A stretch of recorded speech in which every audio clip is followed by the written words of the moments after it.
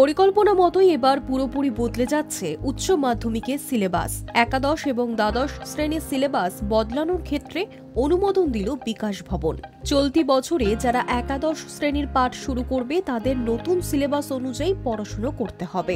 সূত্রে খবর, 2025-2026 শিক্ষাবর্ষে পরীক্ষার্থীরা নতুন পাঠ্যক্রম অনুযায়ী পরীক্ষা দেবেন। বিকাশ ভবনে ছাড়পত্র মেলার পর নতুন বইও বাজারে আসতে চলেছে। পরিবর্তিত সিলেবাসের বই শীঘ্রই আসছে বাজারে। সম্প্রতি উচ্চ মাধ্যমিকের পরীক্ষা পদ্ধতিতে পরিবর্তন এসেছে। চালু করা হয়েছে সেমিস্টার সিস্টেম।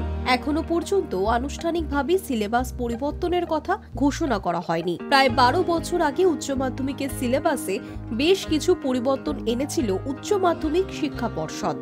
এক দশকের বেশি সময় পর ফের বদলাচ্ছে সিলেবাস। সূত্রের খবর, বাংলা ইংরেজি সিলেবাসের বেশিরভাগটাই বদলে যাচ্ছে। বিজ্ঞানের ক্ষেত্রে খুব একটা বদল আসছে না।